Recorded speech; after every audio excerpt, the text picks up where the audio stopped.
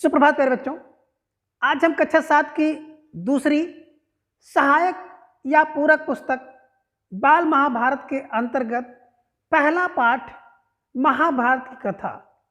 तो आज के इस वीडियो में हम महाभारत की कथा को संक्षेप रूप में जानेंगे। महाभारत की कथा की बात करें तो महाभारत की कथा महर्षि पराशर के कीर्तिमान पुत्र जिनका नाम वेदव्यास था, उनकी देन है। व्यास जी ने महाभारत की कथा सबसे पहले अपने पुत्र जिनका नाम सुखदेव है, तो सुखदेव को कंठस्थ कराई थी और बाद में अपने दूसरे शिष्यों को भी इन्होंने कंठस्थ कराया। और मानव जाति में महाभारत की कथा का जो प्रसार है महर्षि वैशंपायन के द्वारा हुआ, और ये जो महर्षि वैशंपायन थे व्यास जी के प्रमुख शिष्य थे।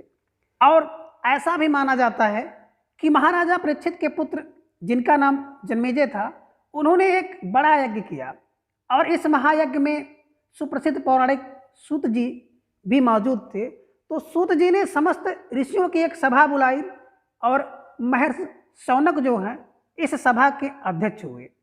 तो सूत जी ने ऋषियों की सभा में महाभारत की कथा जो है प्रारंभ की और उनकी कथा कुछ इस प्रकार से उन्होंने बताया कि महाराज शांतनु के बाद जो है उनके पुत्र जिनका नाम चित्रांगद था, वो हस्तिनापुर की गद्दी पर बैठे, लेकिन उनकी अकाल मृत्यु हो जाने पर उनके भाई जिनका नाम विचित्रवीर था वो राजा हुए।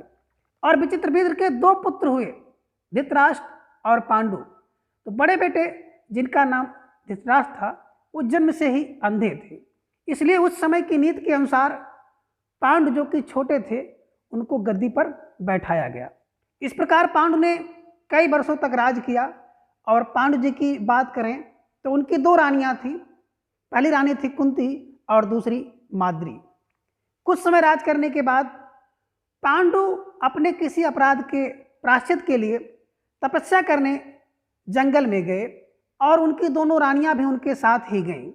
वनवास के समय कुंती और माद्री ने 5 पांडवों को जन्म दिया और कुछ समय बाद पांडु की मृत्यु हो गई।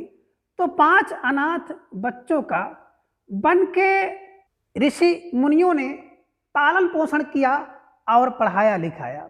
जब युधिष्ठिर 16 वर्ष के हुए तो ऋषियों ने 5 कुमारों को हस्तिनापुर ले जाकर के पितामह भीष्म को सौंप दिया।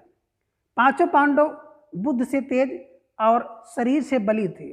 उनकी प्रखर बुद्धि और मधुर स्वभाव ने सबको मोह लिया था। यह देखकर धृतराष्ट्र के पुत्र कौरव उनसे जलने लगे और उन्होंने पांडवों को तरह तरह के कष्ट पहुंचाना शुरू किया। दिन प्रतिदिन कौरव और पांडवों के बीच बैर भाव बढ़ता गया और अंत में पितामह भीष्म ने दोनों को किसी तरह समझाया और उनके बीच संधि कराई। भीष्म के आदेशानुसार कुरुराज के 2 हिस्से किए गए, जिसमें कौरव हस्तिनापुर में ही राज करते रहे और पांडवों को एक अलग राज दे दिया गया जो आगे चलकर इंद्रप्रस्थ के नाम से मशहूर हुआ। इस प्रकार कुछ दिन शांति रही। उन दिनों की बात करें तो उन दिनों राजा लोगों में चौसर खेलने का आम रिवाज था। राज तक की बाजियां लगा दी जाती थी और इस रिवाज के मुताबिक एक बार पांडवों और कौरवों ने चौपड़ खेला। कौरवों की तरफ से कुटिल शकुनी, जिन्हें हम लोग शकुनी मामा के नाम से जानते हैं, तो शकुनी ने खेला और उसने युधिष्ठिर को हरा दिया। इसके फलस्वरूप पांडवों का राज जो है छिन गया और उनको 13 वर्ष का वनवास भोगना पड़ा। और उसमें एक शर्त यह भी थी कि 12 वर्ष के वनवास के बाद 1 वर्ष अज्ञातवास करना होगा, उसके बाद उनका राज उन्हें लौटा दिया जाएगा। द्रौपदी के साथ 5 पांडव 12 वर्ष वनवास और 1 वर्ष अज्ञातवास में बिताकर वापस लौटे, लेकिन लालची दुर्योधन ने लिया हुआ राज वापस करने से इनकार कर दिया और यहाँ तक कहा कि 5 गांव दे दीजिए। तो 5 गांव देने से भी वो मना कर दिया और उसने कहा कि बिना युद्ध किए हम सुई की नोक के बराबर भी राज आपको नहीं देंगे। अतः पांडवों को अपने राज के लिए लड़ना पड़ा और युद्ध में सारे कौरव मारे गए और तब पांडव उस विशाल जो है साम्राज्य के स्वामी हुए। इसके बाद 36 वर्ष तक पांडवों ने राज किया और फिर अपने पोते जिनका नाम परीक्षित है उनको राज देकर द्रौपदी के साथ जो है तपस्या करने हिमालय चले गए। इस प्रकार संक्षेप में यही महाभारत की कथा है। तो आज की इस वीडियो में बस इतना। अगले वीडियो में हम लोग इसके एक एक भाग को जानेंगे।